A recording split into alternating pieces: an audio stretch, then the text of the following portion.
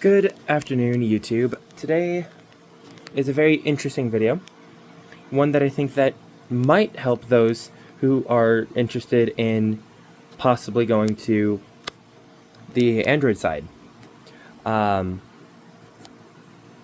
This video is going to go in detail about Talkback on the Galaxy S24 series. The 24 Ultra is the one I have. And to be quite honest here, I find that the accessibility for the Android side has gotten far better, especially with One UI 6.1 and Android 14. I've seen the accessibility go downhill from the iPhone side, though it is personal preference. What I would like to discuss with you today, though, is the amount of, or the times that I've used Android with the updated Talkback and the experiences I've had. So far, I had an S8 Plus that used Voice Assistant, which worked quite well. But that's not the topic of the video today. Today's video is going to be about the One UI 6.1 Android 14 update with Google Talkback, or rather Samsung Talkback, depending on how you want to see it.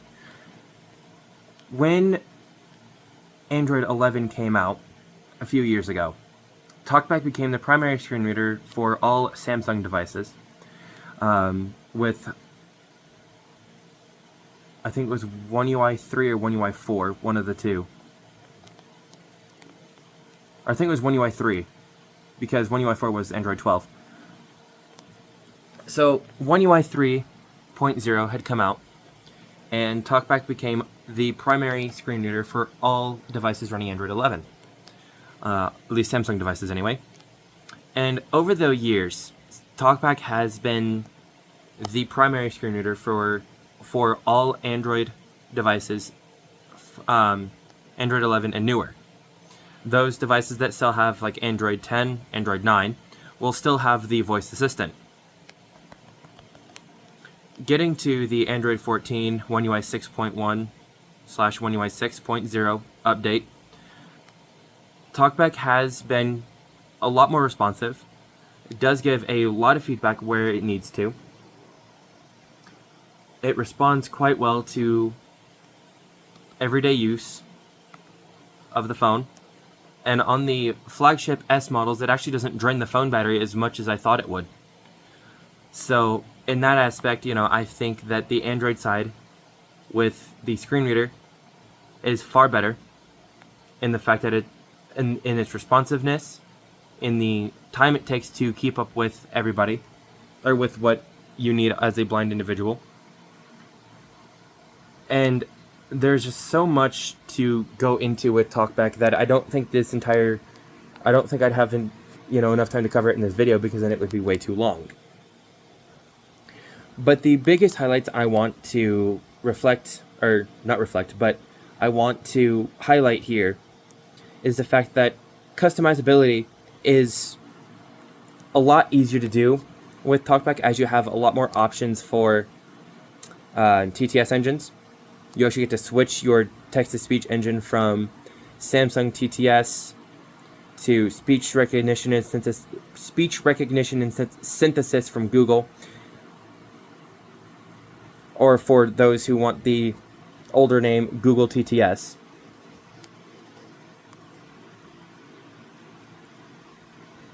Or speech services by Google, however you want to see it.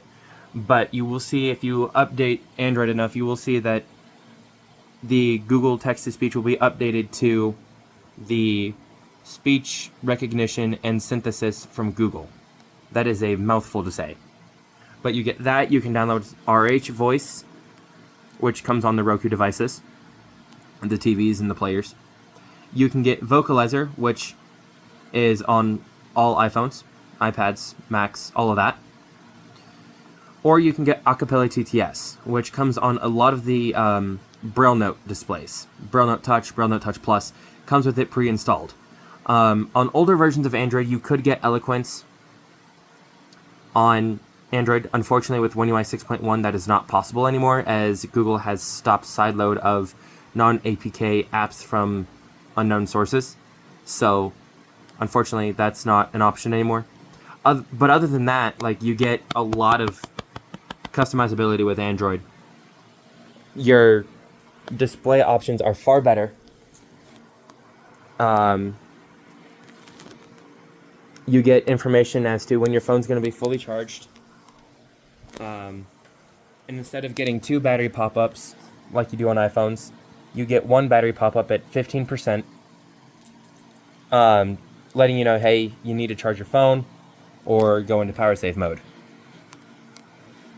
The other options that you have with Android, the other thing that I find kind of interesting and helpful, is the fact that you can view your notifications on any screen just by looking at the status bar, which is at the top of the phone as always. Now, the Android tablets, also running Android 14, will speak the time and the date on the status bar. Android phones don't do that yet, but that's okay. You have a lot more control with the Samsung voice assistant called Bixby, and it allows you to lock your phone or turn off your phone, restart your phone, take pictures, take screenshots, take videos, open certain settings, and do a whole bunch of actions that Siri or Google can't do. So that's just kind of a brief thing on the Talkback and just how much more accessible Android has become over the iPhone. I'm not trying to diss on iPhone in any way, shape, or form. If you like your iPhone, totally fine. But I just think that as a blind individual, I would highly recommend the Galaxy S series, like the 24, the 24 Plus, or the 24 Ultra. Heck, you could even go with any of the 23s if you wanted to. As of the 24 series, which is my phone, Samsung will be supporting 14 years of software updates, 7 years of security updates, and 7 years of major software updates.